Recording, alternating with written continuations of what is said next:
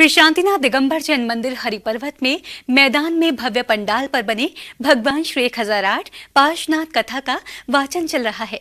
भगवान श्री पार्श्वनाथ के पूर्व जन्म की कथा में मुनि श्री 108 प्रणम्य सागर जी महाराज की जिनवाड़ी को सुनने के लिए शहर भर से भक्तजन कार्यक्रम स्थल पहुंच रहे हैं। हरिपर्वत स्थित श्री 1008 शांतिनाथ दिगंबर जैन मंदिर में भगवान श्री 1008 पार्श्वनाथ कथा चल रही है। मुनि श्री 108 प्रणम्य सागर जी महाराज ने मंगलवार को कथा को आगे बढ़ाते हुए भक्तजनों को बताया कि भगवान के जीवन चरित्र की ये कथा अब अपने अतीत में से निकलकर वर्तमान में आ चुकी है। मुनिवर ने बताया कि तीर्थंकरों का जन्म स्वर्ग से कहीं और भी उस क्षेत्र में हो सकता है जहाँ धर्म तीर्थ का परिवर्तन का होना चलता रहता है और जहाँ धर्म तीर्थ की प्रवृत्ति का संयोग काल हमेशा होता है। अनेक क्षेत्र हैं जहाँ तीर्थंकरों का जन्म हुआ और इस क्षेत्र में आप बैठे हैं, इसे जम्बू तीर्थ के नाम से जाना जाता है।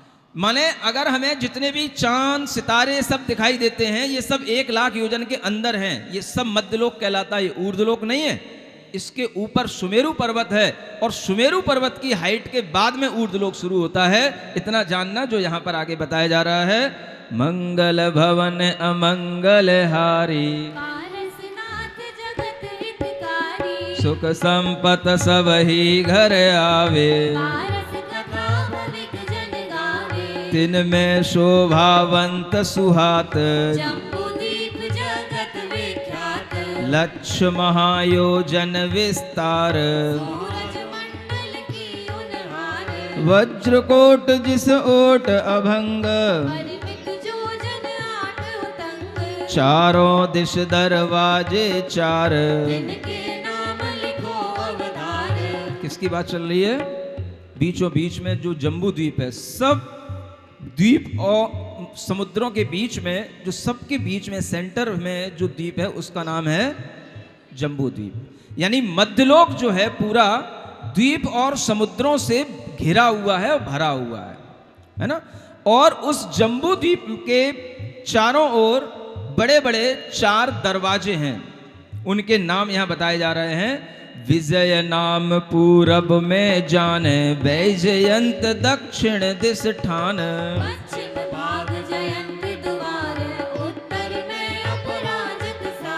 लवण समुद्र खाती का रूप, चहु दिश बेड्यो सजल स्वरूप,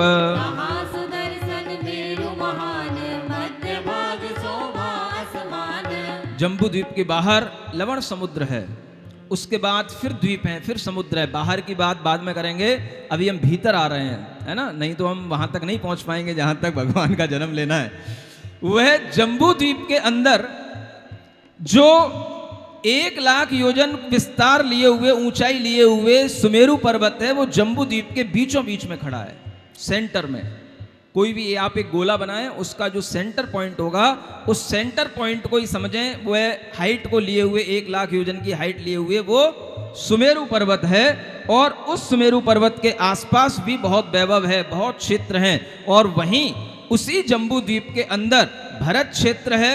उसी जम्बू द्वीप में सुमेरु पर्वत के दोनों ओर विदेश क्षेत्र होते हैं और उधर सुमेरु पर्वत के दूसरी ओर ऐरावत क्षेत्र है, जिसे हम उत्तर भाग कहते हैं। और इधर दक्षिण की ओर भरत क्षेत्र होता है, जिसे हम दक्षिण की ओर का भाग कहते हैं। और ये गोले के अंदर अगर एक बॉटम पर एक चाप बनाया जाए, कर्व, तो उस तरह की जो रचना बनती है, बस उतनी सी रचना का नाम भरत क्षेत्र है।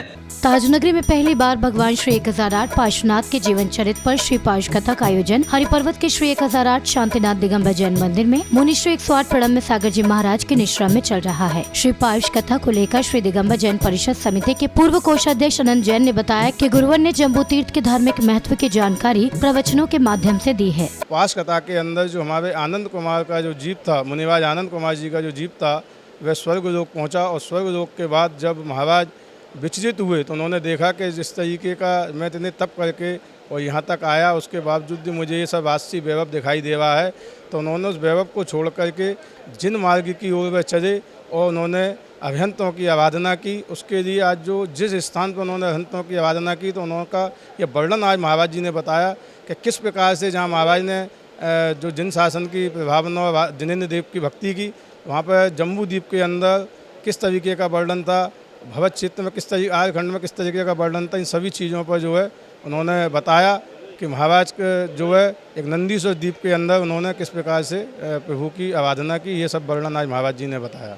श्री पाश कथा को लेकर मनोज जैन ने कहा कि श्री पाश पुराण कथा में मुनीश्वरी ने जैन ज्योग्राफी पर पूरा फोकस किया है। मुनिवर ने कथा के माध्यम से भगवान श्री पाशनाथ के जीवन को भक्तजनों के सामने रखने का प्रयास किया है। जो जैन ज्योग्राफी है उसके बारे में विस्तार से भूधर दास जी ने जो वर्णन किया है उसको समझाने का प्रयास जब महाराज जी ने किया तो आश्चर्यचकित हो गए। जम्बू द्वीप कहाँ है, किधर होता है, कितना बड़ा होता है, वो किस तरह से पुरुषाकार होता है, ये सारी बातें यहाँ पर जानकारी दी जा रही थी। क्योंकि अब ये पार्श पुराण धीरे धीरे मुख्य भगवान पार्शनाथ पर आ रही है और उनकी जन्मस्थली की ओर बढ़ रहे हैं। तो जो तरीका होता है पुराणों में पूरा विस्तार से वर्णन करते हैं कि ये जो जन्मस्थली वो है कहाँ, तो जम्बू द्वीप समझाया विस्तार से, वहाँ कितने पर्वत हैं, कितनी नदियाँ, ये सब बातें बड़ा आनंद आया और लोग बड़े रोचकता से, यहाँ हजारों लोग यहाँ नित्य आ रहे हैं। श्री पाश कथा में एक बालिका ने गुरुवर के चरणों में भक्ति गीत पर गुरु वंदना नृत्य किया, जिसे सभी भक्तों ने खासा पसंद किया।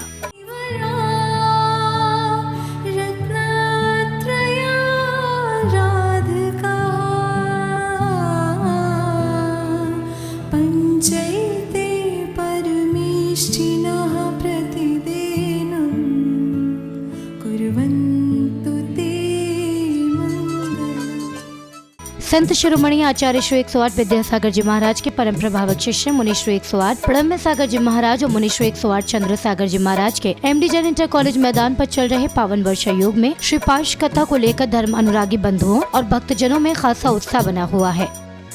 हरिपर्वत आगरा उत्तर प्रदेश से जिनवाड़ी चैनल के लिए ब्यूरो रिपोर्ट।